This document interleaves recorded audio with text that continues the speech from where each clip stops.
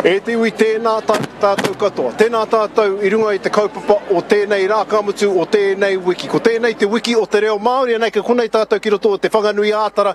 Me tēnei whakatakanga ki te manawa o tēnei taone nunui ā tātou. He hāno hoki ko te take, ko te reo Māori te take. Ko tēnei te haerenga tuatahi o ngā haerenga mahaka ki te I te roangake o tēnei wiki. Tuatahi rā ki te whanganui ātara, anā ka tatu atu ki takapuna, ki manukau, ki tāmaki, ana ki tūranga nui ākiwa mō tēnei kaupapa e meana kia kaha te reo Māori. Nō reire, I runga anō hoki I ngā whakaniko o tēnei rā, ka kitea te marea, e ki te ana I tēnei wai, whakararangi ana I ngā tiriti e mihi ana, e ngākau nui ana ki tō tātou reo.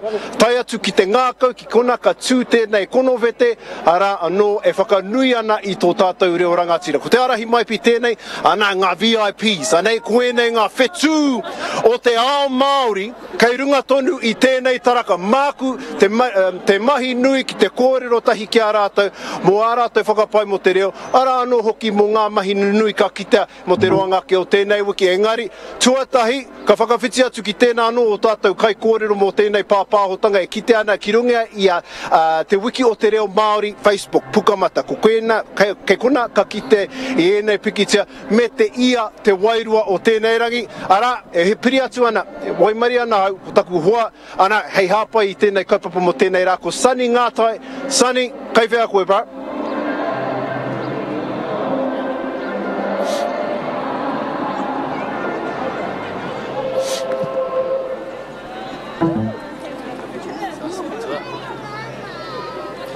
Tēnā koutou katoa. I'm here with Matua Clifford. Here's the tumuaki o te kura o Ōtare. We're here on the ground level of the parade. Tēnā koe Matua. Tēnā koe, Sunny. Now, I understand that the Te Kura Ōtare has a special hononga to the parade. Can you explain to us what that is? We have 3 strands. We have the Māori immersion of 3 classes, Montessori of 2 classes, and our what we call our original strand, mainstream strand of 4 classes as well. The whole kura is here today, and one of the reasons is we want to uphold and celebrate the work that the Māori immersion strand are doing with their mandate to implement Te Marautanga o Aotearoa, and also just to promote and uphold te reo right throughout the school. And it also sounds like, you're upholding te tiriti o Waitangi and all the things that encompass that. Can you tell us what are your thoughts of the parade today? I think it's a fantastic opportunity to just to celebrate te reo throughout the country, and also I think it's one of the things I was just saying before that I really like about it is the kaupapa is always one that's simple, easy to remember, kia kaha te reo, and I talked this morning at our hui where we get together on a Monday morning and just said it can mean anything from continuing to learn a few of the kupu and going forward actually being fluent in te reo Māori. And I sort of used the march. I said that it's like the march. We have our Māori immersion children are at the front and they're leading out the rest of our kura. But wherever you are on that, you're going forward with your reo. Now, your kura has been supporting te reo Māori for many years now. What are your I guess your words of encouragement to other kura who should sort of join your waka and support te reo as well? Well, I think look, just give it a go. There are some great resources out there. There are good ministry provided resources which we've used to implement our own plan for the English medium classes. But there's also wonderful resources online. So I think just give it a go, and you can start wherever you start. You're always going to go forward. O ngā tino mihi kia koe Matua Clifford, e ngā tino mihi kia koutou katoa. Te whānau whānui, taunua ki ngā tauira o te kura o Ōtare, ka mau te wohi, toi tū te kupu, toi tū te mana, toi tū te reo Māori, ka whakawhiti atu ki a koe rā, te arahi.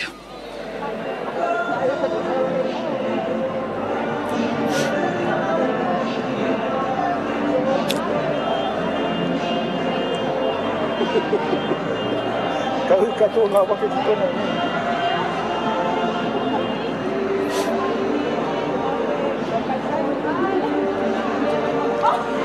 No reire, kare mā, e rongo ana I te reo Māori, e pāpāho ana I te mana o te whanganui ātara, anai ko konei tētahi, ko tāna mahi, he tākoha atu I ngā tiakarete me ngā rare ki te whakaminenga, engari ko ia no hoki te upoko o tēnei kaupapa whānui, ko te tāhuhu rangapū o te taurawhiri te reo Māori a ngā hiu apanui.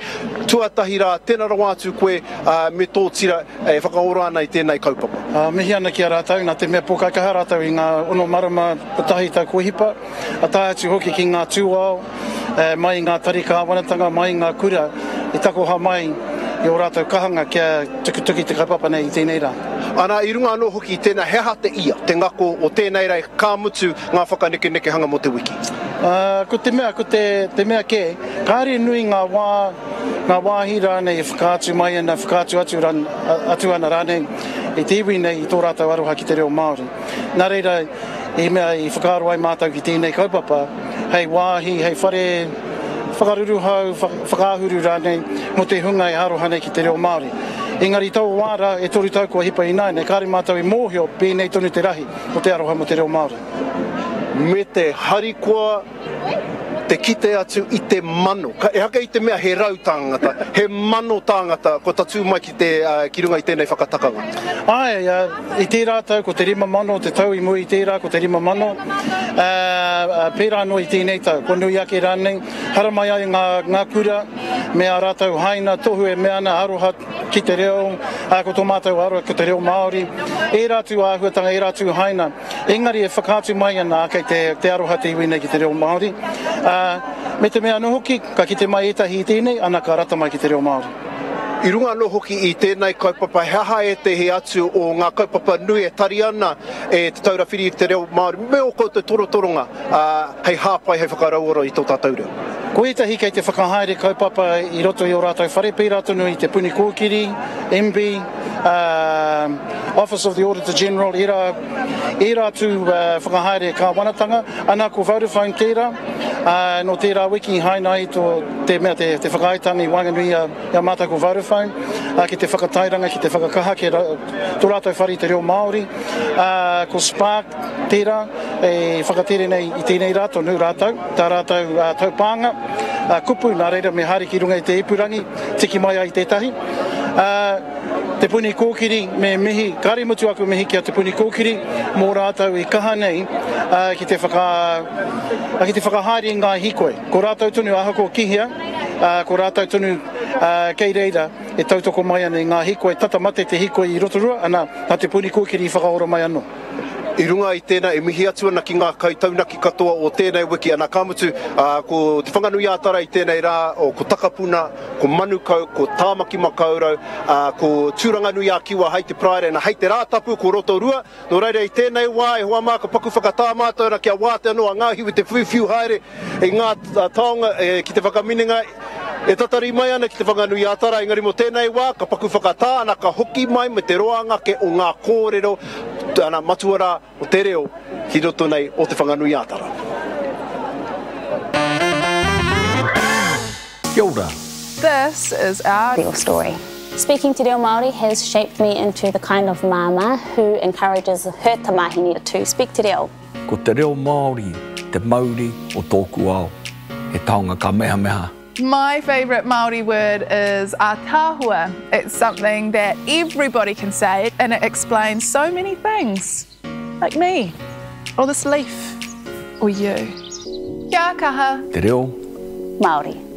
Kia ora, ko Derek Lardali tōku ingoa, anei rā waku kōrero e pāna ki tō tātou reo rangatira. Ko te reo Māori te whatitoka ki te whare Māori, he me nui tēnei ki au, he ohonga kai roto, he reo rangatira, he reo ariki. Ka hara mai ngā tāngata I te tai rāwhiti. Haere mai ki au, kia hikorangi, kia noho tahi, kia peri tahi, kia kōrero Māori tahi, kia kaha te reo Māori. A memorable te reo moment for me was when I started a new job doing the weather. I said things like, te ika a Maui, te wai pounamu. What blew me away is that some people didn't like hearing Māori in mainstream media. Luckily, that was a few years ago now. The whole landscape and culture of our media has changed, so we are hearing Māori on all of our channels, and I think that's pretty awesome. Kia kaha, te reo Māori. Kia ora, ko ngā hui e wharipi tōku ingoa, and this is my real story. My passion for te reo Māori comes from the fact that it's a part of who I am. It's my culture, it's my identity. My favourite Māori phrase is mehe te, like a boss, because that's me.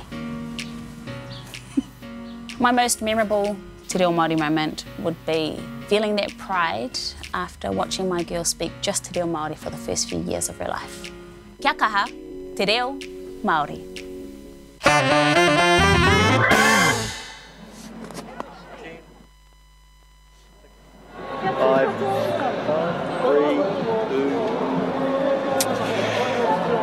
E aku hui a kaumanawa, whiti mai ana te rā ki runga i a tātou, ana ko te manako nui e rongo ana, tamanui te rā i te reo Māori, e kōrero tia kaha ana ki roto o te whanganui ātara, ana ko tētahi o ngā pou e pēnai, ana ko tēnei o a mātou manuwhiri i tēnei wā ko te hea mana o te taura whiri i te reo Māori, e hine tēnā roa atu koe? Tēnā atu koe. Ko rua marama koe i nāina i tēnei tūnga hau, e pewhi ana te haere? He pai te haere, me ki pēnei i taku tīmatanga ki tēnei tūranga, i puta te mahi karauna, o te huki o te mahi karauna, nō reira hei te mutunga o tēnei marama ka kite i tau pēhea ai, pēhea nā kōrero a te hunga nākau nui ana ki te reo, nā mea i tonoa mai ki tērā kaupapa nō reira, kei te miharo. Ara, kai whia mai tēnei momo pōwhiri, tēnei momo whakatau i a koe, me te hari e rongo nāna i te reo Māori e kaha kōrero ti ana. Koena ki te mea noi, he miharo te kite i te tokomaha o ngā tāngata, ko haramai ki te tautoko i tēnei kaupapa, mai ngā mea nohi tai atu ki ngā mea Pākeke, kei te tino rongo, kei te nākau nui tonu tō tātou papori whānui, tō tātou reo. E mea ana e tehi kai te mate haere tō tātou reo, me nā tuāhuatanga katoa. O manako me au mahi i roto i tō tūnga.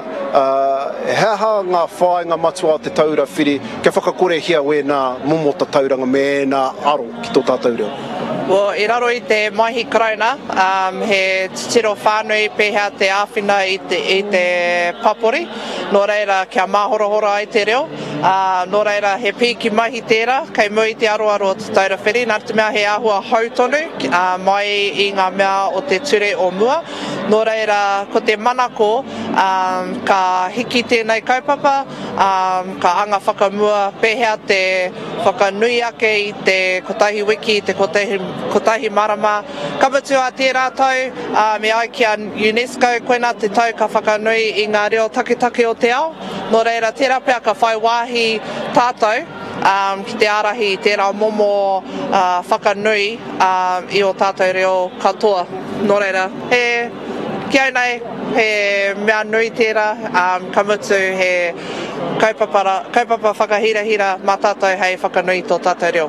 Ka tika hoki tēnā, nā koina te whāinga matua mō ngā wiki marama tau kei mui a tātou. Kamutu mō tēnei wiki, e ki te ana, pokea katoa ngā tiriti o te whanganui ātara, heha anō e tehi mea hikaka, e tehi mea whakaaweawe i tō tātou reo mō tēnei wiki.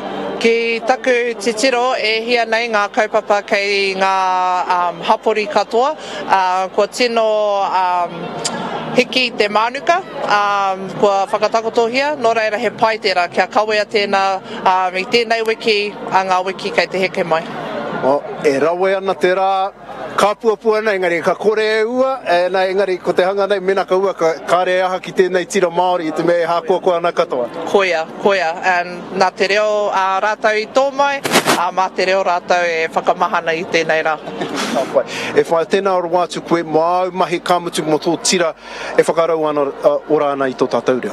Tēnā koe o tira, tēnā koutou. No reira e homa anō kia piri mai ki tēnei whārangi ipurangi a Pukamata ko te wiki o te reo Māori e kiana. Kei runga rā ngā whakamārama mō ngā whakatakanga katoa o tēnei wiki. Anō, ko te whanganui ātara i tēnei rā, hei a pōpō ka tū ki takapuna, ka wātea a te wenerei, hei te taite ko te puku o tāmaki makaurau ka kitea, hei te praere e rua ki manukau, tu katahi, ki tūranga nui a kiwa ka tuarua i te praere, ana hei te rātapu ana ka tua no, tēnei momo kaupapa whakamutunga ki rotorua. No reira ko kapea katoa i te motu katoa, i enei momo kaupapa, ara, ka piri tonu anō hoki ki tēnei whārangi upurangi i te mea ke rotora e tehi ngā rauemi, ngā koha, o e tehi atu o ngā mahi hangarau e hāngai ana ki te reo, ara ka tīmata ana Whakanui e tia i tēnei te wiki o te reo Māori. No reira, ka paku whakatā mātou i runga i tēnei taraka, i te mea ka te hia takere te hoki a hau, no reira ka whakawhiti atu ki a koe Sani, me tō, tēnā koe, kua riritai a hau, ka tatu atu ki a Sani.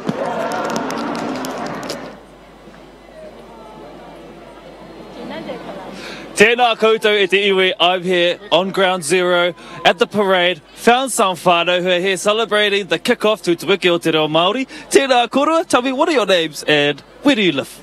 Raunia Nata, I live in Titahi Bay. Tēnā koe Raunia. Kia ora bau, Spencer Jonathan, and I live in Johnsonville. Oh, tēnā korua, tēnā korua. Now, can you tell us, what do you love about Te Wiki o Te Reo Māori? The celebration of Te Reo Māori. That's what I love. Ka pai, ka pai. Yeah, I love the celebration and the coming together of everyone on what a great day this is, and it's a great event for all Aotearoa. Ka pai. Can you tell us, what's the atmosphere feel like here?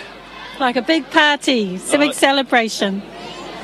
And how about for you, bro? Because, you know, we're seeing lots of kids walking past and everyone's chucking lollies and there's waiata and everything. How does that make you feel? I wouldn't mind catching some of those lollies. But, you know, I feel really good. I think our tamariki, they're the ones that are going to carry the reo through into the future. And that's how I see it, eh? And with waiata and with events like this as well. So, yeah, love it. Love it, bro. I feel like there's a strong sense of whanaungatanga here at the parade. How does that sort of contribute to the revitalisation of Te Reo Māori, do you reckon? I think with the whānau connections, and not just here in Aotearoa, but also overseas, and so those whānau that are over there can reconnect back with us through our language, through our heritage, you know, through our history, everything that's all about Aotearoa, eh? So yeah, big contribution from all our tamariki and from all the people that embrace it. It's awesome, yeah, love it. And I guess my last question is, what are your hopes and dreams for Te Reo Māori? That everyone speaks Te Reo Māori more than English. Aye. Ka pai koe wha. Yeah, I agree with that too, with Raunia, and yeah, to speak it when you go into places, like even if you go in for a kai, a cafe, restaurant, anywhere really, and you're greeted in Te Reo, and you have a small kōrero as well with whoever you're with, and you know, it's beautiful, yeah, it's a wonderful language. That's our identity, that's who we are as Aotearoa, as Kiwis, Well, that's the kaupapa here at the Ground Zero whānau, ki te ora Te Reo Māori me kōrero. Ka whakawhiti atu au kia koe ra e hoa, te arahi, tēnā koe. Ka reroa.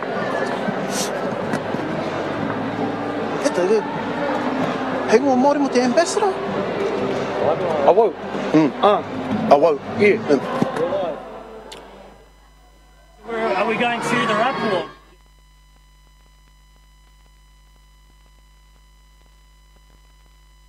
Mātu o te ao Māori. Derek Latt. Ngā tāngata rongo nui, ngā kākākire o te ao Māori e hoa. Ai. Anei tētahi ko waitohutia, hei ambassador. Hei awau mō tēnei kaupapa o te wiki o te reo Māori, rua mano te kaumāwaru. Matua, anō o whakaro mō tēnei kaupapa whānau. He kaupapa nui whakaharahara. mai te timatonga o tā mātou Hīkoi, haruru ana te whenua, ngāko ana te rangi i te reo Māori ne, i ahu mai te reo Māori i te taitokarau, te taihau auru, te taitonga, ahupe rātu ki te wākainga, koe nei te take mo tā mātou haramai nei ki te tautoko i te kaupapa ko te reo Māori, kia tangatanga pai ai te reo Māori i te waho a tātou tamariki mokopuna, tainua mai ki ngā mea pakeke. Wai mari au haramai au ki koniki, kia konei ngā pakeke o tūhoe, o Ngāti Awa, o te aroa ngā iwi katoa, ia kua whakalau ika mai nei ki te tautoko i te kaupapa o tō tātou reo. Tika hoki tēnā, nā me te mea hoki te ki te taipakeke mai, taitamariki mai, ko ngā iwi katoa, anā ko e te anu hoki e hake i te mea he Māori, engari e ngā kaunui ana ki tō tātou reo. Mui ana kaupapa e ngā tāngata katoa o Poneke, kirikotia mai, whatu pai mai, ai, tai katoa mai, i runga nora i te kaupapa o te reo, me te kupu nei, kia ora te reo. Ko tahi nei te kupu, ka pēnei te ringa, ka kia atu. Kia ora, ka tai, ka whakaoki mai ki te kia ora anei, te kaupapa, e whakaora nei, tātou tarangi nei, te whakatinanatanga mai o te kia ora, ai. Anei mea ana, ko te oati o tēnei tau, hei tā te taura whiri i te reo, ko kia kaha te reo Māori. Koe tēnā, e aki ana i ngā tāngata ahako e hahato taumata, ahako e hahato mai, kia kōrero tia, kia kau e whakama, kia kaha tunu. Kia tika tunu ki tēnā e koro maina e hika, kia kōrero hia te reo, ahako a paku, ahako a roa, kōrero hia te reo. E mena, wetei wā, e te ka peoa mai ngā tuke mata, he momo kia ora anō tērā. Ai, ko te tinana kai te ki, kia ora, ai. Me pēra anō tātou i tēnei wā, kia ora! Anei e kia ora mai nei. Te tokomaha, he kirikotia. Nera, engari ke te memene mai ngā pāparinga, ke te rewa mai ngā tuke mata, he momo kia ora anō tērā kai roto, kai te tautoko rātou i te kaupapa. Ai. Nā ko koe tēnā e hautū ana, e tautoko ana i tēnei kaupapa, engari ara anō atu ngā kaupapa e tari ana e a koe, e koe. He anō ngā mahi, e mua tonu i te matatini, e tatu mai ana i te pepuere, engari he anō hoki e tehi o e rātu o mahi, e kauhauti ana e koe i tēnei wā. Ngā mahi a toi kai rākau, ngā whakakitenga o te motu, he kaupapa no tā mātou e hāngai tunu ana ki te kaupapa o toi Māori Aotearoa, me te matatini tonu. He piki kaupapa te matatini. O tiraia, ko wātātou kaupapa huhua, me ki pēnei te kaupapa, kia peke atu tātou ki te angi tūtanga o wera kaupapa, patua i tahatu o te rangi, wai ho te tangata haere wā, kia haere ana, kia ronga i te kōrero, kōrero hia te reo, i ngā wā katoa, i ngā wāhi katoa, kia piki ai te ora, kia whai ai te huarahi ki te angi tū. Ara hei, kōrero whakakapi te pēa mātāua i tēnei wā, ko koe tēnā e tūana, i runga anō hoki te ngākau māhaki, hei whakaawe, hei whakatau i ratia mō ngā o whainga, e whai hai ana i a koe, hea anō hoki o kupu aki ki te marea mo tō tātou reo. Tērā ka puta, tērā ka tāia. Koe nā te kaupapa, ke pai ai te tangatanga o te ārero i roti i te waha, ka teika ke te tāhua o te reo i heke mai o tātou tīpuna ki tēnei au, me te mene he ao anō ki tua, he ao hou kei te matāho e te ahui honei ki a tātou. Whaia tēnā huarahi, e rangira kia mau tunu ki te taurawhiri i te reo, hei taonga mau ki te ao e tuake nei. Te rangatira, tēnara wātu koe mo au mahi o tēnei kaupapa, ka amutu mo ngā mahi toe, ngā mahi kapaka, ngā mahi katoa, e whakaora ana i tō tātou reo, me tō tātou ao Māori. Tēnara wātu. Tēnā koe e te rangatira, o tira ia koutou e raranga nei ngā tira o te kaupapa, ko te taurawhiri i te reo, kia kaha te reo. Koe, anā ko Eric Lateli tēnā, anā ka whakawhitia tika anō ki tō tātou tangata, sani ngā tai, ko wai tō taha, bra. Kia ora. This is our real story. Speaking te reo Māori has shaped me into the kind of mama who encourages her tamahini to speak te reo. Ko te reo Māori, te mauri o tōku ao, he taonga ka meha meha. My favourite Māori word is ātāhua. It's something that everybody can say and it explains so many things. Like me, or this leaf, or you. Kia kaha. Te reo Māori. Kia ora, ko Derek Lardeli tōku ingoa, anei rā waku kōrero e pāna ki tō tātou reo rangatira. Ko te reo Māori te whatitoka ki te whare Māori, he me nui tēnei ki aua, he oho ngā kai roto, he reo rangatira, he reo ariki. Ka hara mai ngā tāngata i te tai rāwhiti. Haere mai ki aua, kia hikorangi, kia noho tahi, kia peri tahi, kia kōrero Māori tahi, kia kaha te reo Māori.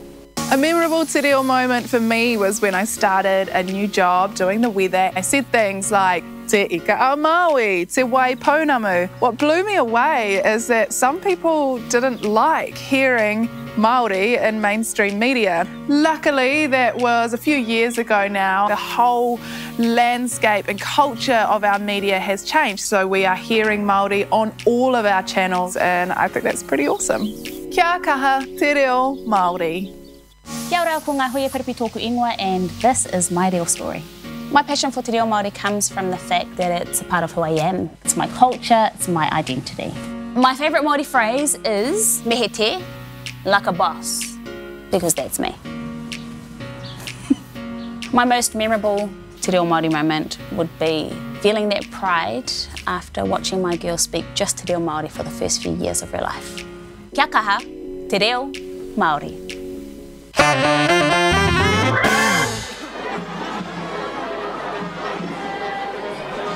Tēnā nō rei te iwi nau mai, hoki mai. I'm here with Dale Rangi Haiata. And he is the owner of a Mojo Cafe here in Wellington. Tēnā koe, Dale. Kia ora, ka tēnā koe, Sony. Can you tell us, bro, what's your sort of connection to the parade today? Well, to celebrate Te Wiki o Te Reo Māori, Mojo has added to their menu, their coffee menu, te reo. And so you can purchase te reo, you can purchase coffee and talking te reo to our staff. And this is something that we've started today for this week, but we are continuing to do this from here on in. So it'll become permanent part of our menu in te reo. Yeah, and I think that's a massive commitment to the reo. What do you think? What's been sort of the response from customers, or what do you think it will be? Well, even today it was everyone was really up for it. So there was a pamphlet that we're giving out, this one here, and it just tells them how to create a sentence in Māori, and also the coffees, how they're pronounced. We'd like to thank also the Māori Language Commission for helping us and preparing the menu, and also for on this Thursday they're coming in to just give some pronunciation help to all our staff. So yeah, big ups to those guys to help us. Yeah. Is there any sort of special discounts or anything for someone who orders their coffee in the reo? Yes, there is a 10% discount on their coffees. Yeah, there is. So if you're talking te reo, there's our Mojo discount that you will get. So big ups to that. Yep. Last question, bro. What are your hopes and dreams for te reo Māori?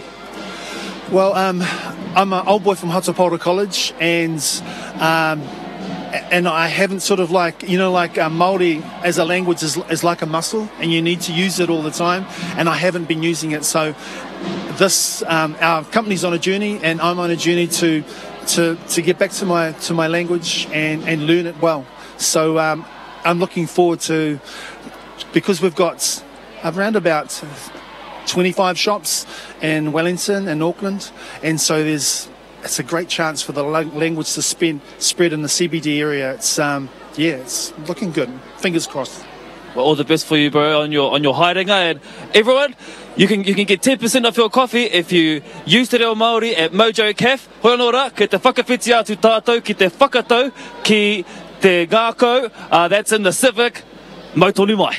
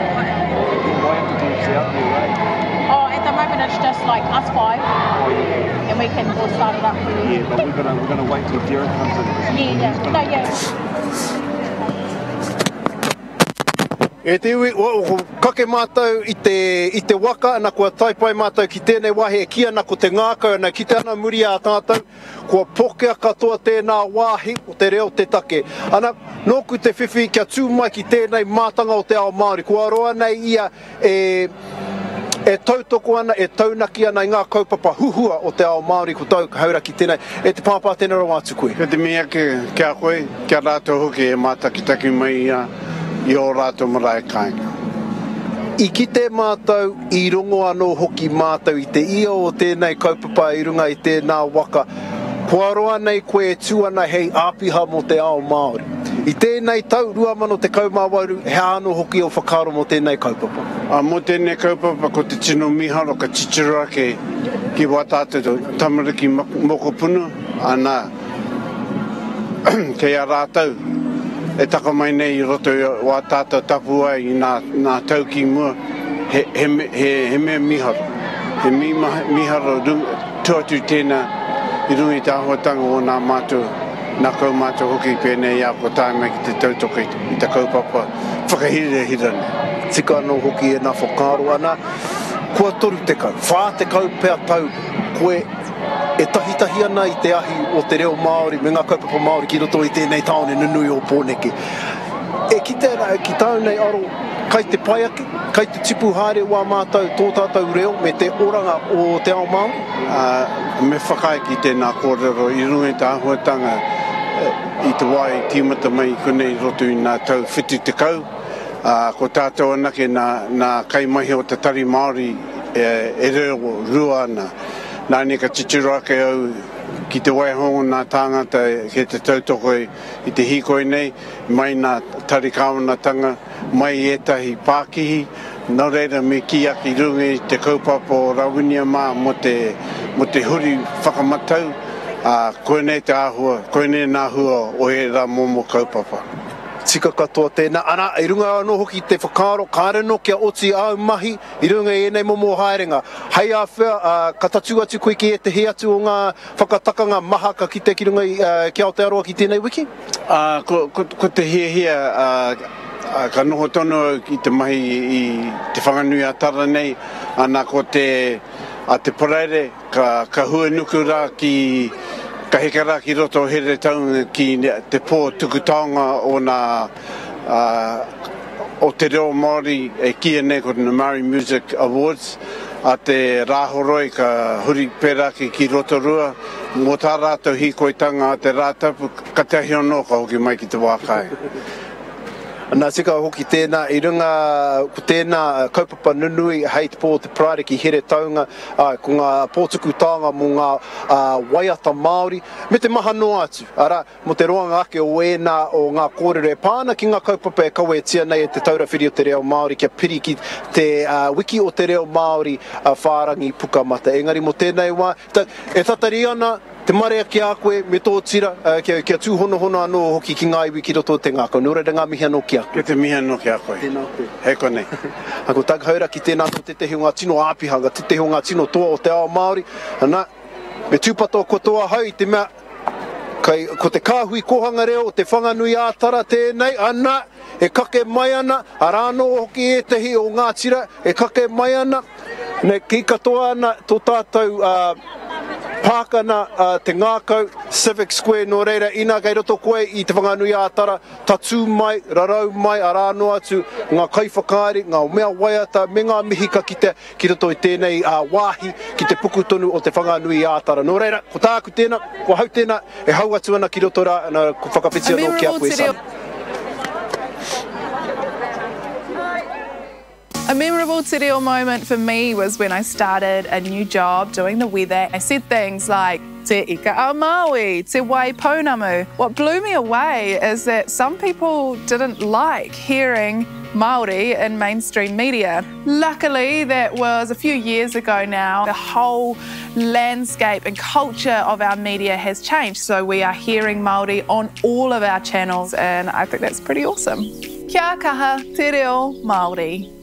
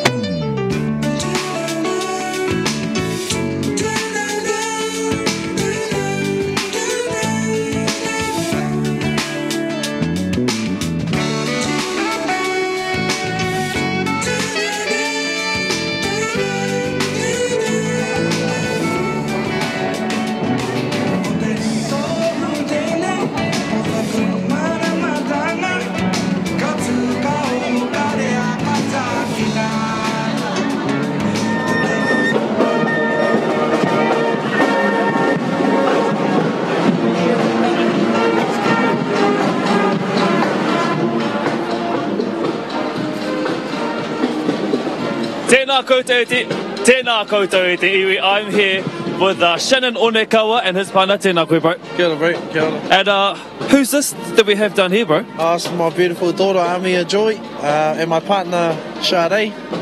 Yeah, just coming to tautoko the kaupapa today. So if you're not doing anything today, whānau, come down to Civic Square and join in on the kaupapa.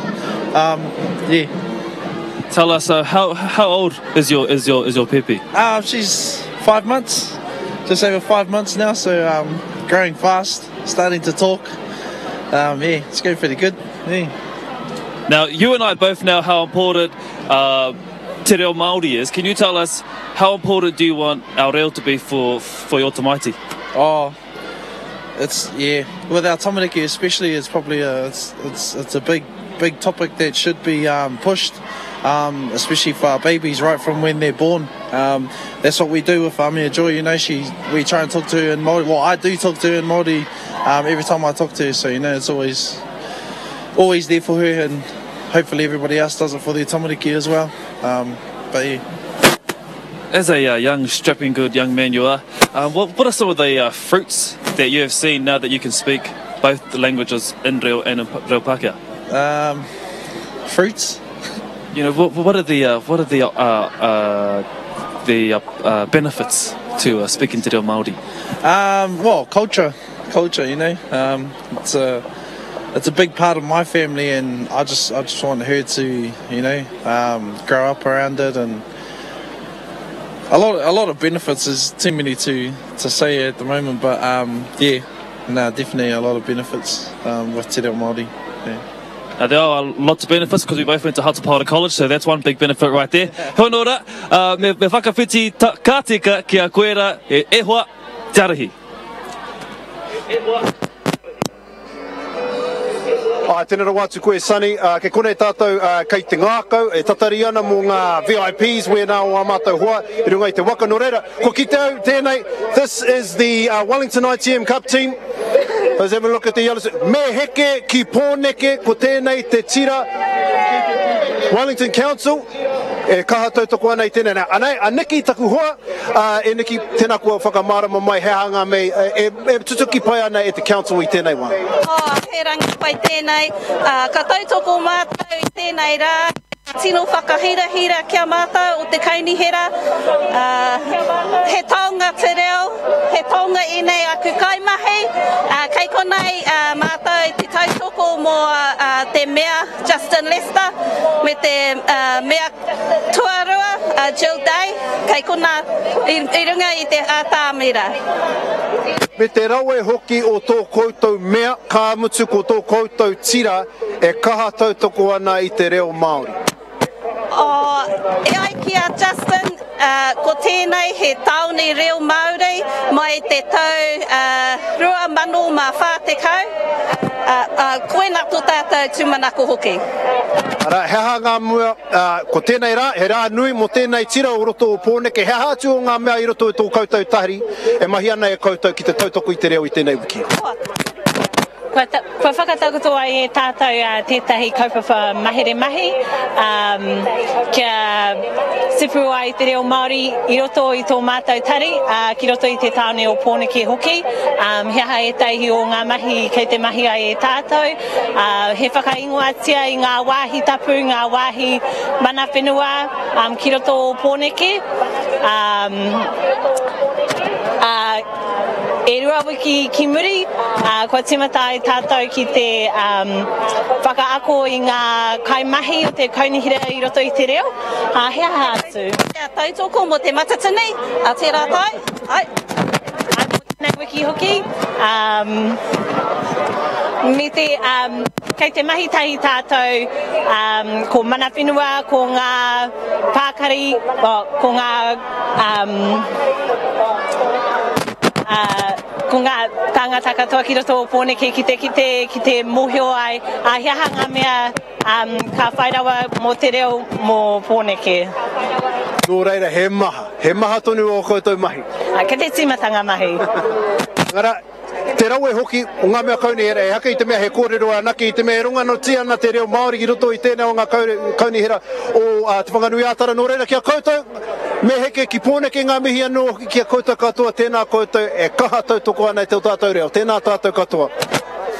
Nō reira, e kite ana ngā tamariki, āhua raru ana taku tangata nei, tātou kai kāmera. Nō reira, e hoama, mena kei konei koe, kei roto I te puku o te taone o te Whanganui ātara, tatu mai, huitahi mai, ara kia noho ko tahi ai I roto I te reo Māori. Ana e kite ana ko ngā tamariki katoa, mai ngā kura, e whakararangi mai ana ki runga I ngā pātū, ki runga anō hoki I ngā arawhata I kona, kāre tino roa ka tīmata ngā mahi o kawa e kite ana I runga I te ātāmira engari. He rawe, he miharo, he ngākau nui ana tēnei mo tēnei Māori, te kite atu I te aroha me te ngākau nui o tēnei taone ki tō tātou kaupapa. Ara, anō hoki, whakapiri atu ki tēnā whārangi ipurangi, ki tēnā whārangi pukamata, te wiki o te reo Māori ki konaka ki te ngā here, ki ngā rauemi katoa ko waihangatia mo tēnei wiki. Ko ki te anō hoki I tētahi app, he app rawe I te mea ka whakāhua tea I tētahi mea,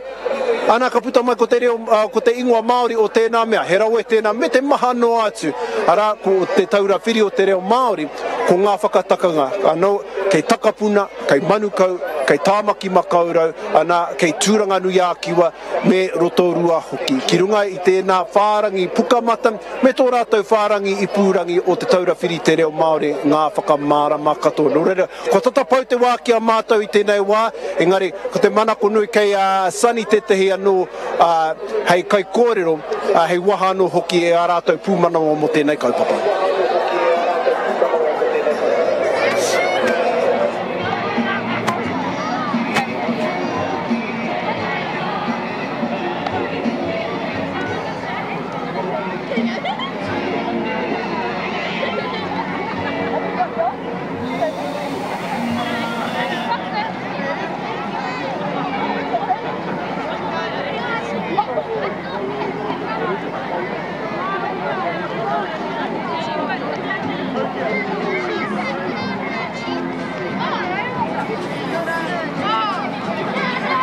Tēnā koutou katoa, I'm here with... Ko Ruben Aho. Tēnā koe Sani. Tēnā koe Bada. Tēnā koe Ruben, tēnā koe. Tell us, what's brought you to the march this morning? Ko ia nei te mahi o ngā rangatahi Māori, ngā tauira Māori, ko te ao mārama tēnei, kei te hīkoi, hīkoi mo te reo Māori. Ai, kia kaha te reo Māori. Tautoko, bro, tautoko, kia kaha rawatu te reo Māori. Can you tell us, what are the benefits to learning te reo Māori? Oh, just knowing who you are, your whakapapa, yourself. Ai, rawe, kia ora. Aha kua te aha, you can learn te reo Māori. Is that true? That's true. Mauri mahi, mauri ora. Ai. Tautoko, tautoko. Now, for some of our whānau who may not have Māori whakapapa, what do you reckon they can do to contribute to te reo Māori? Kōrero Māori, ai. Ākunga te reo Māori, ai. Because, yeah, aha kua te aha, te reo Māori is for you. Honora, bro, tell us, what are your hopes and dreams for te reo Māori? For myself, I just want to kōrero Māori more. Ai. But for our country, I want everyone to kōrero Māori. Ai. Tautoko tērā, ki te ora te reo Māori me kōrero e te iwi that has been us here at the big Hīkoi here, ki te Whakanui I te wiki o te reo Māori, tēnā koutou katoa. Kia ora. This is our real story. Speaking te reo Māori has shaped me into the kind of mama who encourages her tamahini to speak te reo. Ko te reo Māori, te mauri o tōku ao, he taonga ka meha meha. My favourite Māori word is ātāhua. It's something that everybody can say and it explains so many things. Like me, or this leaf, or you. Kia kaha. Te reo Māori. Kia ora, ko Derek Lardali tōku ingoa. Anei rā waku kōrero e pāna ki tō tātou reo rangatira. Ko te reo Māori te whatitoka ki te whare Māori. He me nui tēnei ki aua. He oho ngā kairoto, he reo rangatira, he reo ariki. Ka hara mai ngā tāngata I te tai rāwhiti. Haere mai ki aua, kia hikorangi, kia noho tahi, kia peri tahi, kia kōrero Māori tahi. Kia kaha te reo Māori. A memorable te reo moment for me was when I started a new job doing the weather. I said things like, te ika a Māui, te wai pounamu. What blew me away is that some people didn't like hearing Māori in mainstream media. Luckily, that was a few years ago now. The whole landscape and culture of our media has changed, so we are hearing Māori on all of our channels, and I think that's pretty awesome. Kia kaha, te reo Māori. Kia ora, ko ngā hui karipi tōku ingoa, and this is my real story. My passion for te reo Māori comes from the fact that it's a part of who I am. It's my culture, it's my identity. My favourite Māori phrase is mehe te, like a boss, because that's me. My most memorable te reo Māori moment would be feeling that pride after watching my girl speak just te reo Māori for the first few years of her life. Kia kaha, te reo Māori.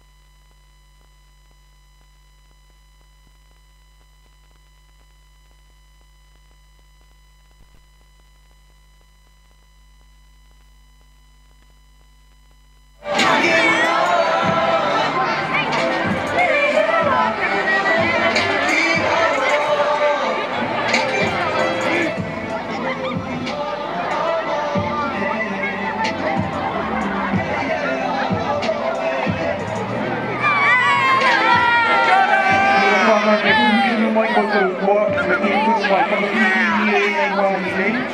Tonu ngā tāna mai tāna. Tunu mai. O te wāhea o kai whakau i kona. Tunu rana i ngā haraputi, ngā haraputi.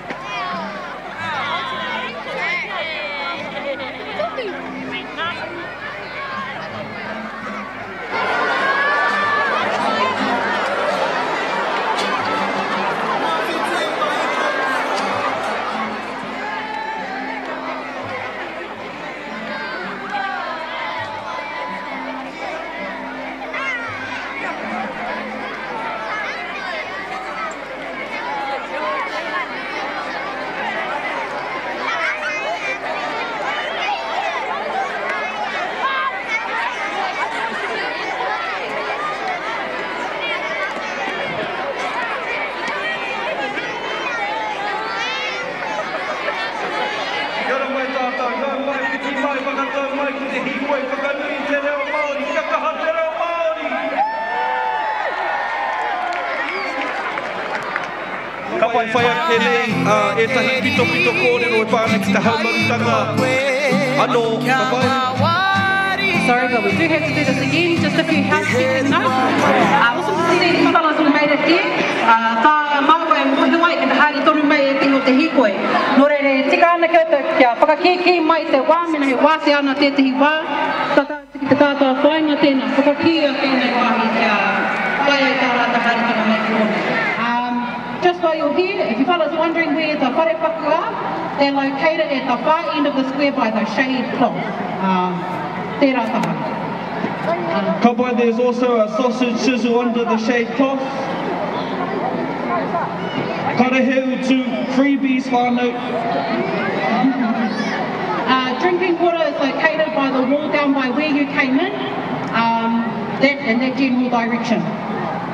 Kei kōna hoki tētahi dumplings cart, ne? And a drinking water. And a coffee.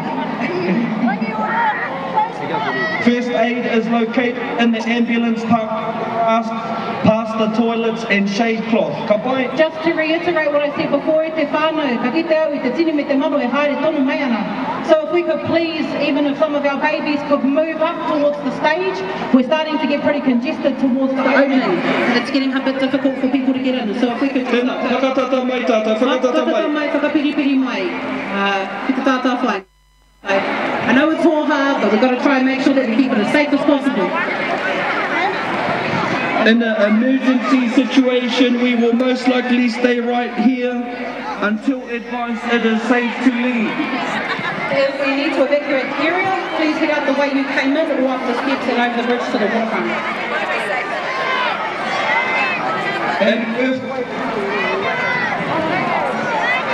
In an earthquake, it is best we stay where we are and try to move away from being directly outside a building. So gather into the middle of the square as much as possible and drop to the ground. Not much to hold on to or use for cover.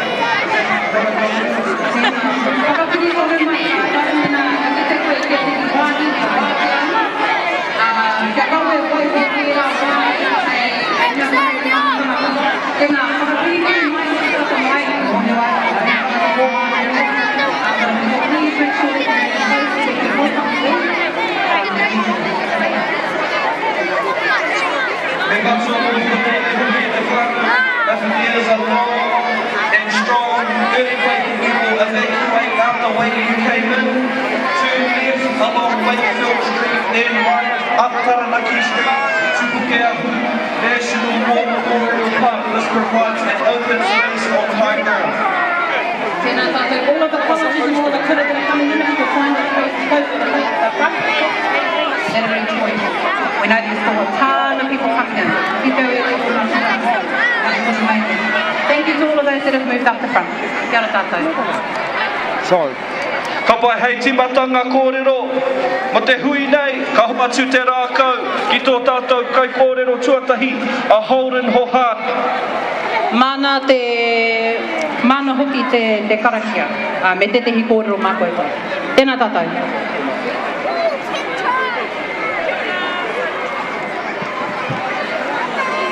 A kāti kia ora tātou.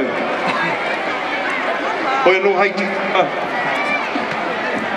hei tīmata i tō tātou hui e tikana kia tātina he karakia. Kia pai ai te hai tō tātou hui.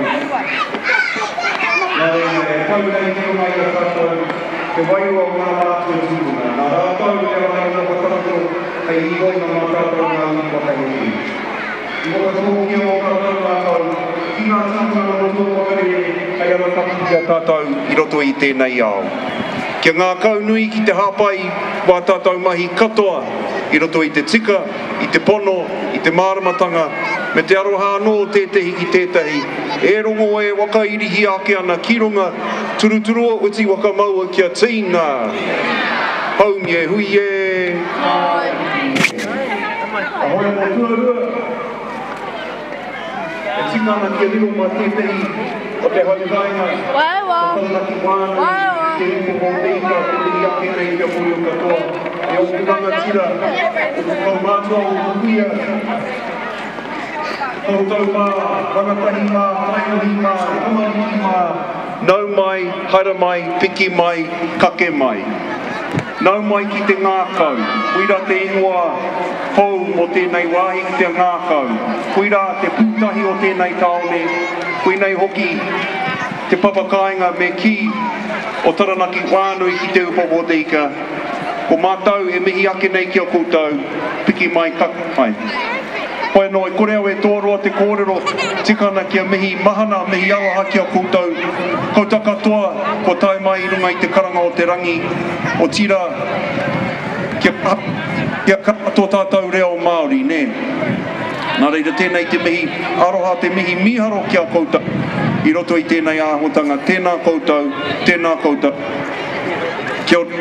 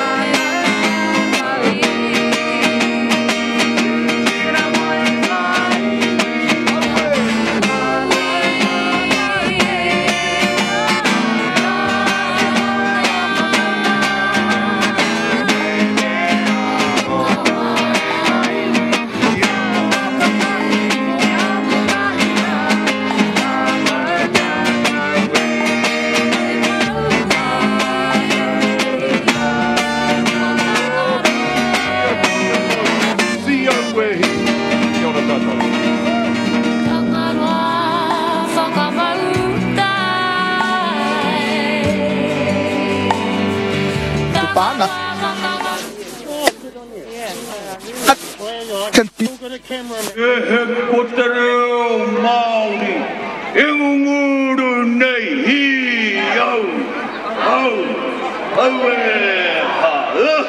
Ko te reo Māori, e ngunguru nei hi au e ha. Tēnā tātou, wa tai mai nei tēnei rā ki te tautoko i tēnei kaupapa nui whakaharahara. Ka tuku mihi atu ki te mana whenua, taranaki mau. Te ati awa whanui, Ngāti Toalanga tira, tēnā koutou e pupuru nei ki te Māori manawa tapu, o te whenua kairaro i o tātou tapu ai. Te taurapiri i te reo Māori, tēnā koutou, nā koutou e tō mai te kaupapa, nā koutou i here te rā, kia whiti te rā. Te taurapiri i te reo toi, tēnei mātou, te whakalau i ka mai nei tēnei rā. Te taurapiri i te reo te taurakaha, tēnei te taura i kokome nei, i ngā wairua te hunga kuangaroa tiki taiwhetuki o te pō. Nō reire ki a rātau mā, mai ngā moka tōpito, o te motu, haere ngā mate, haere, haere, haere atura. Tātou nei ngā waihotanga iho, tēnā koutou, tēnā tātou katoa. Tēnā tātou, ngā mōrehu, ngā kākīrea, tēnā koutou, ngā taitamariki mokapuna, ngā pipi perehunga noto te ngā kohanga. I hara mai nei ki te tautoko i te rā, te rā e whiti ana, kia kaha te reo, kōrarohia te reo, te atāhua o ta tātou rā. Nō reira nau mai, haere mai, kalanga mai, mihi mai ki a tātou. Tō tātou reo, nō ona mata, te taura ki a rātau mā. Tō tātou te reo o te naene, tō tātou reo moa popo, tēnei tātou, e raranga nei tō tātou reo. Mai te tai tokarau, ki te tai haua uru, mai te tai haua uru, ki te tai tonga, huri atu ki te whitinga mai o te rā, tēnei tātou i tua makatia nei i tō tātou reo. Nō reira nau mai, ngā mātāwaka, ngā maunga whakahi, nau mai, haere mai, kalanga mai, mihi mai, whakatau mai ki tō tātou reo. Ka mau ke te wehi, te toko maha o ngā tāngata, kua mui a tātou e te reo, āwaha mai, ātinana mai, tēnei, te timatanga o tō tātou reo, mo te wiki nei. Nō reira nau mai, tēnā koutou, tēnā tātou katoa.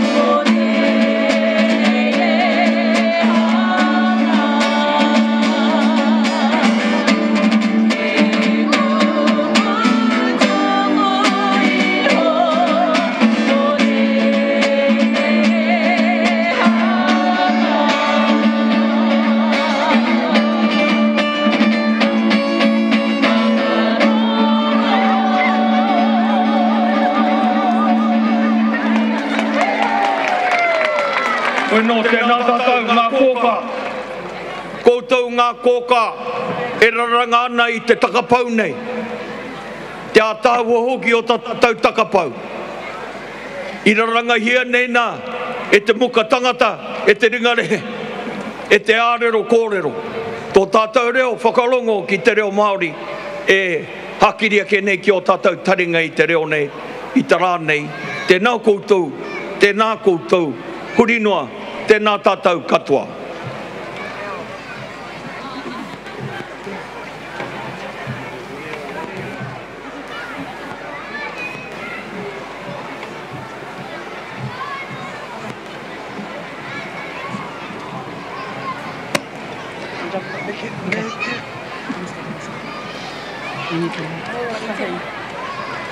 Kua te pura hei oranga mo te iwi Māori ma te matua i te rangi he arahi te kohanga no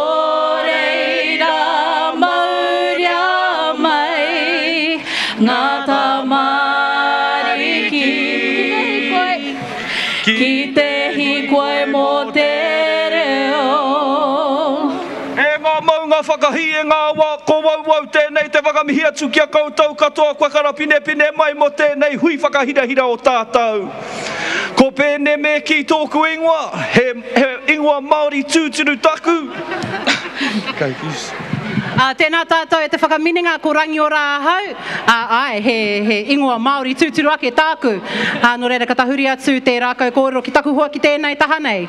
Kia ora whānau, ko hoa ki rangi a hau. Tēnā rā tātou katoa ko ngā pera hama tōku ingoa. Tēnā tātou kua hui mai ki tēnei o ngā hui. Whakanui tō tātou reo Māori, ko Hīkoi Elite tōku ingoa. Tēnā koutou. Ka pai tātou e nei ka aro atu tātou ki te kōrero o Justin Lester, Wellington City Mayor. Tēnā koe Justin, hara mai.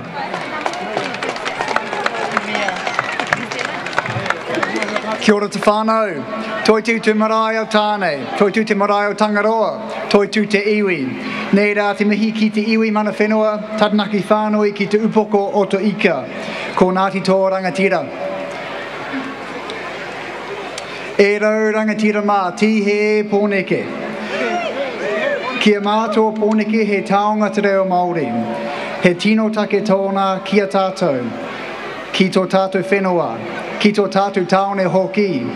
Koe a ke te hia mātou kia tū a pōneke he taone reo Māori. He taonga te reo no reira me rauhi, me poi kia tipu kia rea.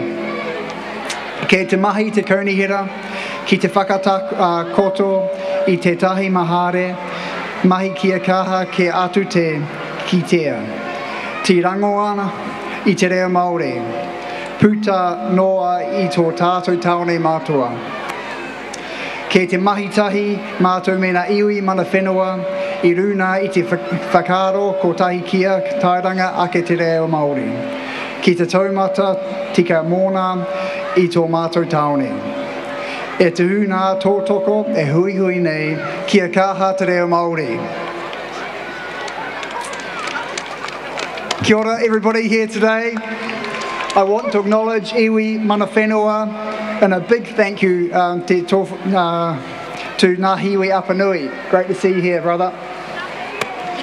So here in Wellington, we value te reo Māori. It's an integral part of who we are. It's an important part of our city and a hugely important part of our country. It's what makes us distinct. It's what makes us unique. It's a taonga that we need to nurture, protect and grow.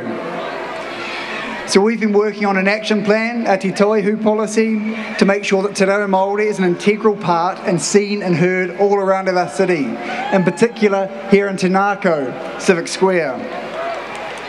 So we're going to continue to work with mana whenua and with iwi to make sure that we combine our forces to elevate te reo Māori, and something that we hear every single day on these streets. So to all of you gathered here today, I say kia kaha te reo Māori.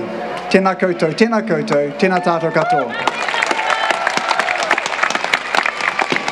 Tēnā koe e te mea o tēnei o tō tātou taone matua o pōneke te whanganui ātara. Tēnā homai te pakipaki. Ko te kai kōrero e whai ake nei, ko tēnei wahine te māreikura mo te kaunihira hoki, ko ia kei te ako I tō tātou reo rangatira. Ka whai ake nei ko tō tātou Deputy Mayor, ko Jill Day. Tēnā homai te pakipaki. Kia ora ngai pōneke. Kia ora ngai pōneke. Nau mai, haere mai, piki mai, heke mai ki te Ngākau Civic Square. Te Ngākau ko te ingoa hou mō te tēnei wahi. I te rātou, I tēnei atamira, e kia Justin mō tōna tino tūmanako kia taone reo Māori a pōneke. Ai, he tino wero. Aha ko tērā, e te kaupapa here te tauihu. Te tauihu. Tata ana ki te ono rau o ngā tuhinga I tae ki te kaunihira no te hāpore whānui. Ko te iwa takau o rau, he kupu ake ake, he kupu whakamana I te kaupapa. Ka mau te wehe pōne. E ai ki taku hoa, ne, he piki haipapa tēnei, e hara te mea mā te kaunihira ana he e whakawhānake me ngā kura, mā ngā Pākihi, mā ngā toa hoko maha, hoko kai, tunga tereina, pahi, ngā urunga ki te taone, ai, hoki a rahiri, mā whiro, mā pango, e oti ai te mahi. Mā mātou, mā koutou, mā rātou, mā tātou katoa e oti ai te mahi. I tēnei rā, ka Hīkoi tautoko e tahi kaimahi o te kaunihira. I mau rātou I ngā tīhate kōwhai me te ki, me heke ki pōneke, hiorite ki tēnei tīhate. No te waitohu o te kaunihira I nei kupu, ko tō tātou whāinga kia mōhiotia whānuitia te me heke ki pōneke. Hei kupu whakarite ake ki Absolutely Positively Wellington. E toru ngā mea piki nā te kaunihira I tēnei tau. Ko tahi I whakaingotia e tahi wahi, ko ara moana, te ara wāpū nui. Ko te Ngākau Civic Square, me etahi atu whenua tāpui. Tuarua, e nukuhia te pahu ahi ki te wā o te matariki, me he pō whakanui hou, te ahi kā. He tua toru I whakaaitia te tino putia tautoko mo te matatini hei te hui tangaru. Ka mau te wehe. Kei te mahi tonu te kaunihira I tōna mahere mahi mō te tauihu. Hei te rātou ka tū anō maua ko Justin ki te kōrero mō ngā mahi hou ki te whakamana I te kaupapa nei. Nō reira e te iwi, nau mai, haere mai, piki mai, heke mai ki pōneke, kia taone reo Māori a te tau 2040. E hoa mā e rau rangatira, e rau rangatahi, kia kaha te reo Māori.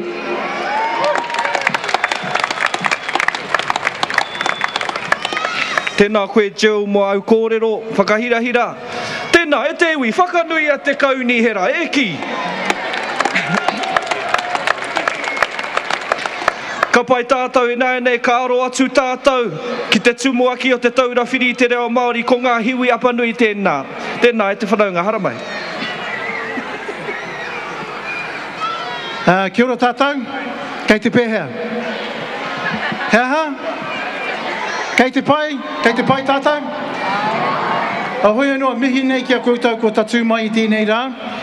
Me te pīki mihi ki ngā tūao, I tako hamai o rātou kahanga ki te āwhina I a tātou, I tā tātou hīkoi mai te pāre mata ki te ngākau o te taone. Nā reira homai te paki nui mō ngā tūao.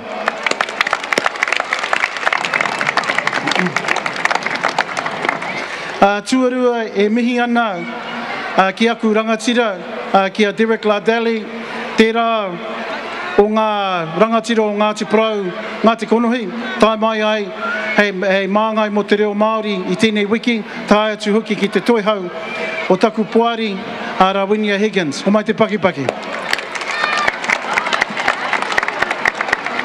Me mihi anō hoki ki te koro matua, me te koro matua tuarua, nā rāua tonu, e tautoko te kaupapa here reo Māori mō pōneke ana, i te paina te wāhine, ko te ngākau, ko te ara moana tērā, me etahi atu. Nā reira, me mihi ki te kaunihira, ho mai te aroha.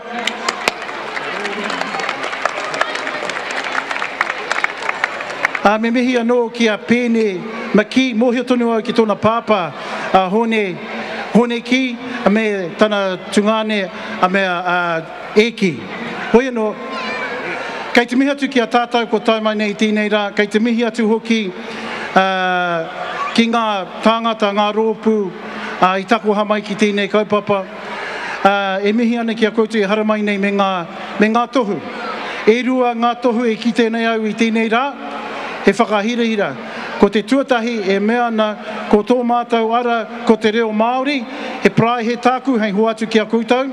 I ki te atu au, i tētahi roto i te reo Pākehā, e mea ana, keeping it real. Nā reira, nā wai tērā tohu, keeping it real. Ki te au i tērā. He tino ātāhua, he prae anō, kei au, hei hoatu ki a koutou. Nā reira, huri noa, tēnei rā te mihi atu ki a koutou, kia kaha te reo Māori. Kia kaha te reo Māori.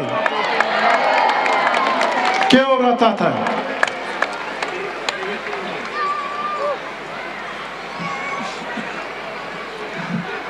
Ka tira e te iwi tēnei te mihi atu ki a koutou, ngā kai kōrero e mihi ana ki a koutou. Kua o te wā ki te formal proceedings, ka pai nei ka aro atu tātou ki te wāhanga kēmu. Now, he hia no tētahi mo tētahi pōraka. He hia no tētahi mo tētahi pōraka. Ka pai... Ka karanga atu ki aku hoa, tēnā, hara mai. Ka pai. Do you want me to go get him? I'll go get him. Ka pai. Ka pai whānau, so we're going to play...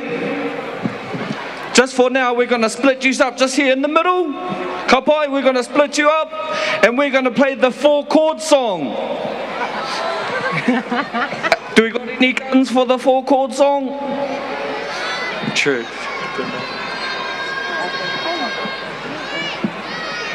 Tēnā koutou tamariki mā, e kaha hā mamāna.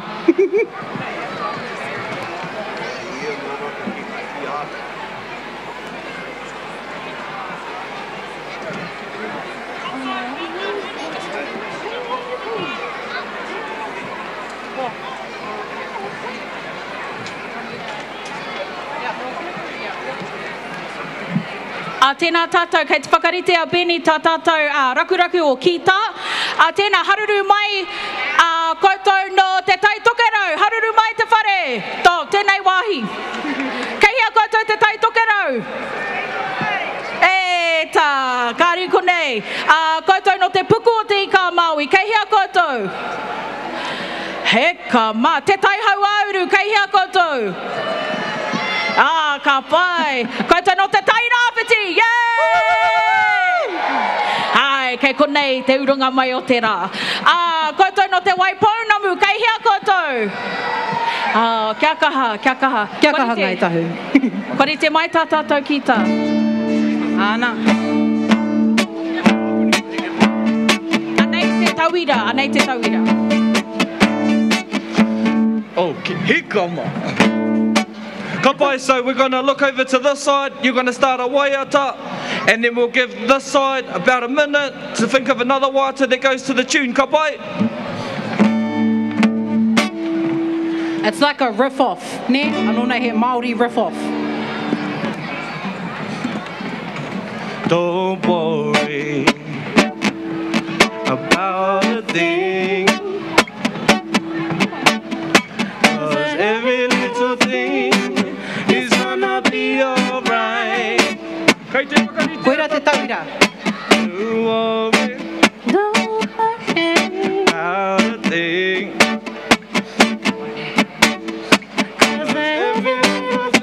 Got your waiata ready? Tahi, rua, toru, wā.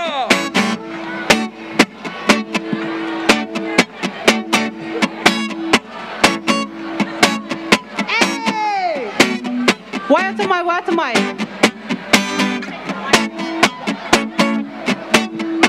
Kakaha mai, kakaha mai. We might give you fellas a mic actually.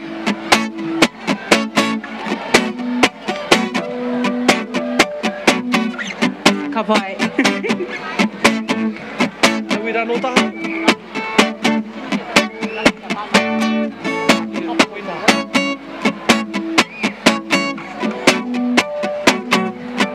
Ka pai tātou nai nei ka roa atu ki tērā taha. He waiata tā koe tau. Ka wini ngā tamariki te ahua nei. Ka wini tōria ngā tamariki. Right, we're going to have a roaming mic. Ka pai that side, toru, wā, go.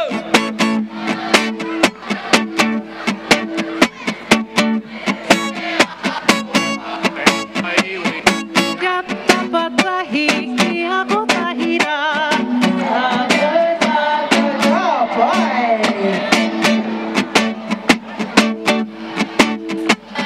Ka pai tēnei taha. Tahi, rua, toru, wā.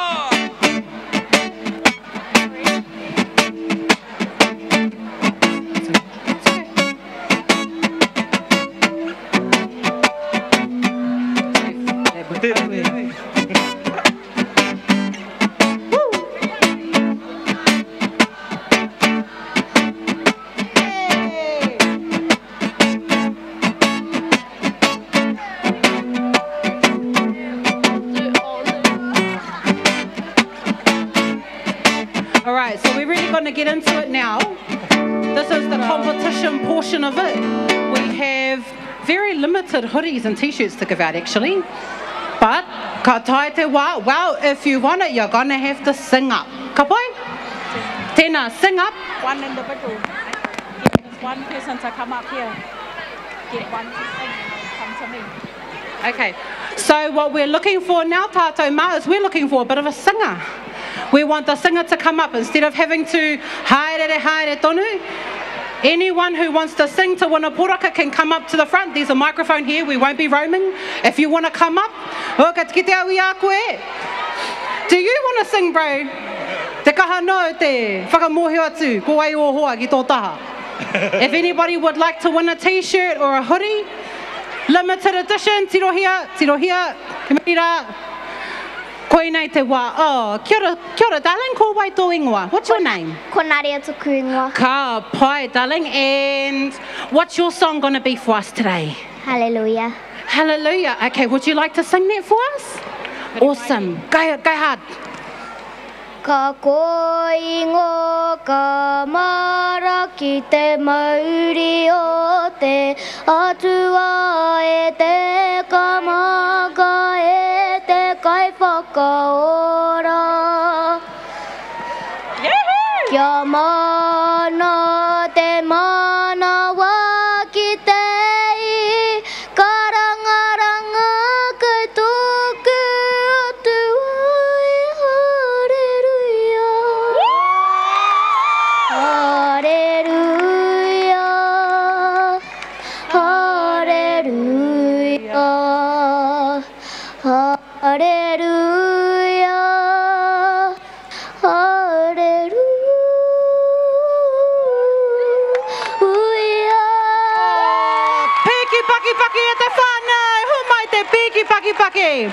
So for her wonderful effort, she's going to get one of our limited edition Te Wiki o Te Reo Māori hoodies.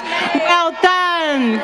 Kia mau ke te wehe. Is there anyone else out there that would like to come up and claim a hoodie or a t-shirt? Don't put your hands up, just get up and come up. It's a race. Ka pai, ka pai. He reihi, he reihi. Oh, I can see some e-skills here. Can you fellas let us know before you fellas sing what your fellas' names are and which kura you've come from today? No, okay. What's your fellas' names? Oh. My name's Henerangi. My name's Tiao Marama. And we come from Wellington East Girls. Choice, and what song are you girls going to sing for us today? Do you know?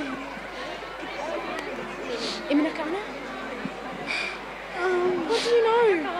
Oh, he te kahano ngā tamariki te hara mai, ki te tahataha o te tātā whainga. Okay. Kai tiri te kōrua. Okay. Maku papiri. Okay.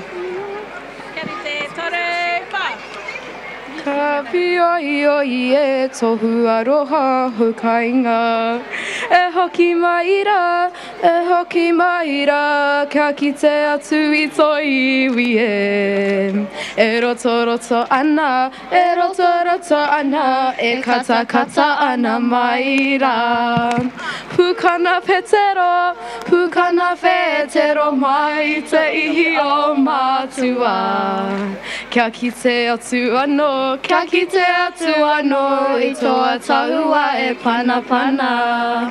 Pupuhi ai e te hau ka pohia a kuro e mata. Ka pioi e tohu aroha hukaina. Ka pioi e tohu aroha hukaina. Awesome. Tēnā kora. Looks like you two are getting a prize too. Maybe. What do we have? Ka pai. Okay, kia ora, ko te rauna whakamutunga tēnei. Oh, we might have to do 2 more rounds, eh? We'll do 2. Yeah, split into 2. Ka pai. So we got... Kia ora, ko ai tō ingoa? Subs. No hea koe? No te hea kura? Puke atua school. Oh, ka pai. Kei konei a puke atua. Ko puke atua? Puke tapu. Puke atua. Kei konei koutou, haruru mai. Yes! And anei, kei a koe te wā. Kia kaha. Tia ho maira, te whetu o te ata. Ko pui te o, pare aru I te po. Ka tū te o marama, he ahara. Tū maira koe he tohu I aha. Tū maira koe he tohu I aha. Paki mai, te whakaminenga. Paki mai. Anei, ko e nei toko toru, ko ai o koutou ingoa? TJ, Tio koutou, Wade. No te kura o ngā puawai, Wilford School. Tēnā kahia te kura o ngā puawai. Ka pai, haruru mai ngā puawai. Haruru mai. Ka pai. Hey. Nā, hea tā koutou waiata. Kia kaha. What have we done? Koe te tipu. Okay. Koe te tipua e taia mikiro ki te whangau. Koe te tipua e taia mikiro ki te whangau. Moana he biwhara, hei ka matarahi e. He tātai whatu ki runga. Kia tuatia koe te whatu o te tau.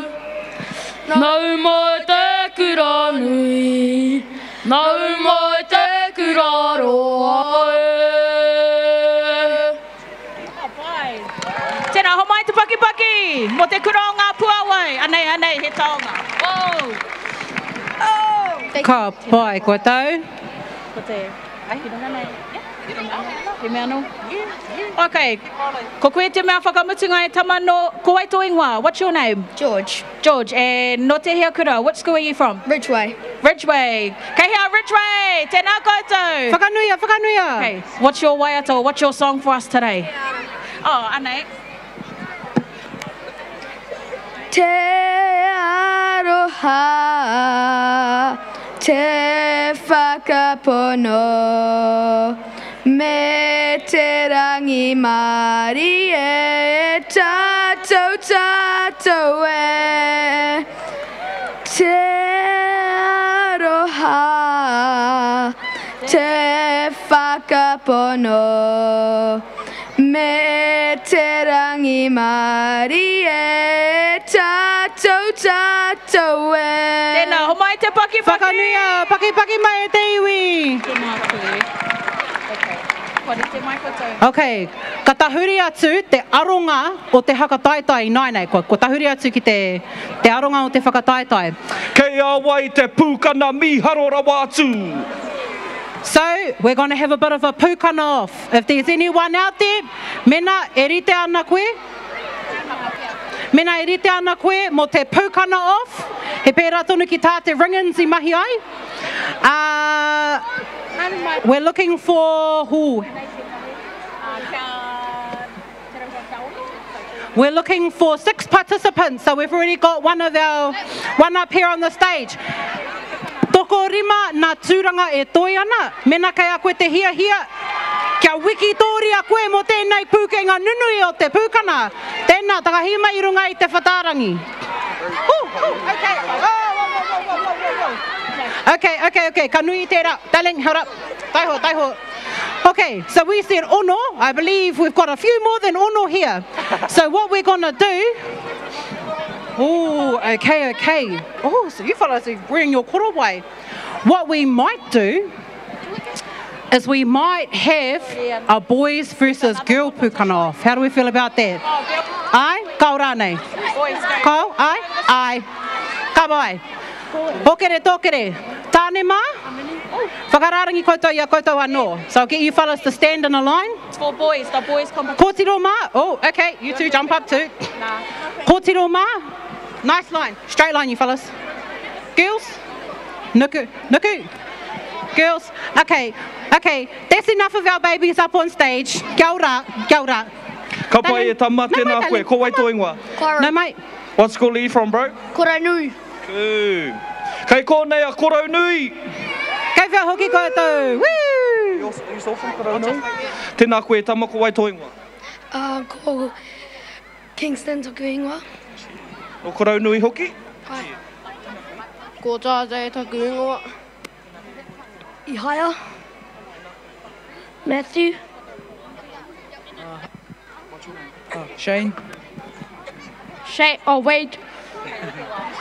Ka pai tātou, paki mai mo te hunga tāne. Okay, me timata ki tēnei muka o te raina. Now, darling, what's your name and which kura are you from here to represent today? Hibiscus and Rangikura School. Ai, kei whia koutou Rangikura School? Kei whia koutou, hey! Mere te ho Rangikura School. Castalia Rangikura School. Ko Essence Rangikura School. Kira from Rangikura School. Sophie from Newtown School. Kei whia koutou no Newtown School. Kei whia koutou whakanui a tō tātou pipi konei nā Rangikura School anō. Ho mai te piki paki. Ka pai. Okay, this is how it's going to roll. We're going to do... How many boys there were? Tahi rua, toru whāhima, ono ki tahi rua, toru whāhima, ono.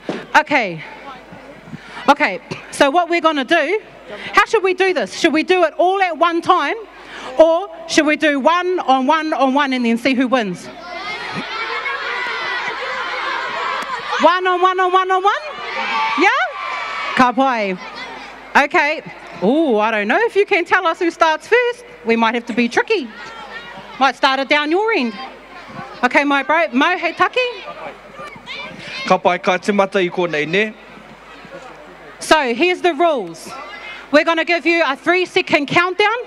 Once it hits 1, what we want you to do is give us the best pūkana that you absolutely can. Now, the first one to laugh, the first one to drop their pūkana, or the first one to not really give too much ihi in their pūkana. Okay, so what we're going to do is we're going to start at this end. We're going to start at this end. Ka pai. So, what we're going to do is we're going to get you fellas to move a little bit closer to the front of the stage so that everybody can see you fellas. Ka pai. And we're going to leave it up to the audience to decide. Okay, so remember the rules is that I'm going to count down from 3. Once I get to 1 or 0, you fellas have to pukana at each other. First to drop, kua hinga. Okay, ka timata ia koutou, tēnā tātou, whakanui a tēnei kaupapa tātou, te wiki whakanui te reo Māori. Ka pai, okay, I'm going to count down. Toru, rua, tahi, timata. Woo! Kia kaha tamariki mā, kia kaha whakanuia. Whakanuia ngā tamariki runga I tēnei whatarangi. Woo! Okay, we got 3 more seconds. Toru, rua, tahi, mutu. Ka pai. Ooh.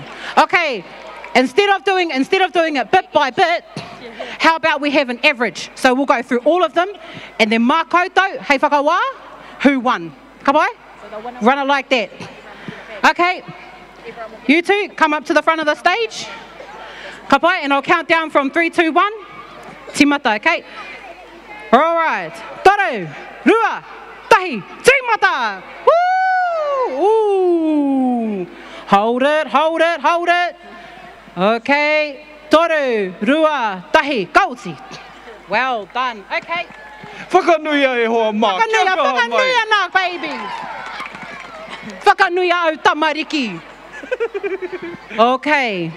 You fellas ready? Okay, I'm going to count down. 3, 2, 1, go! Ooh! Woo!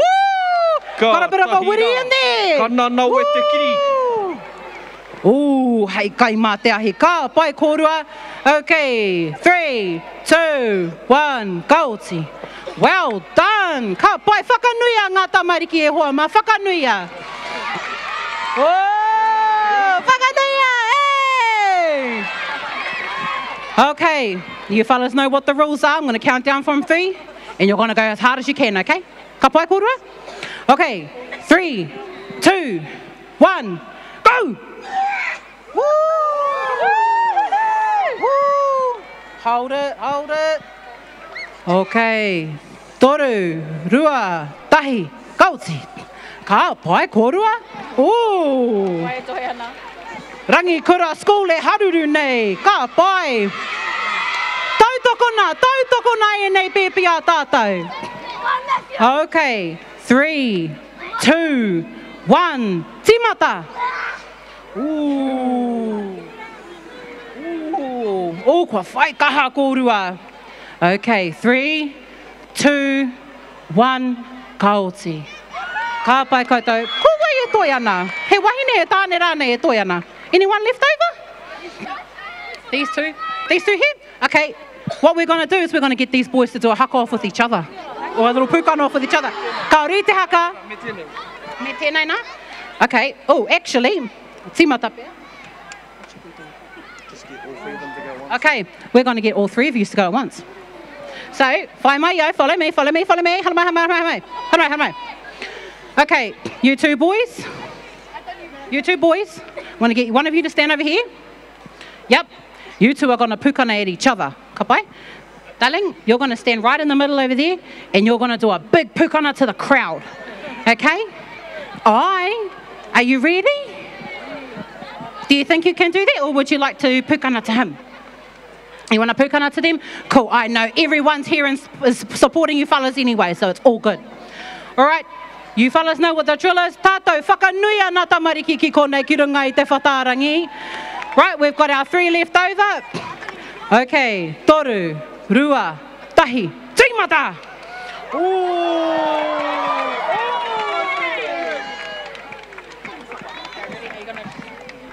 Okay, hold it. Toru, rua, tahi, kauti. Ka pai tamariki mā. Ka tahi nai hoa mā te ahua nei kei te ora pai te a pōpō ne. Kei te ora tonu tō tātou tika nā pūkanga. Oh my goodness. Ka pai e hoa mā tēnā. Okay, ko tai te wā. Mo te mō ngā toa. For that number 1 spot. Okay, he uaua tēnei wāhi. Uaua tēnei wāhanga hoki ki te whakawā i ngā tamariki. Okay.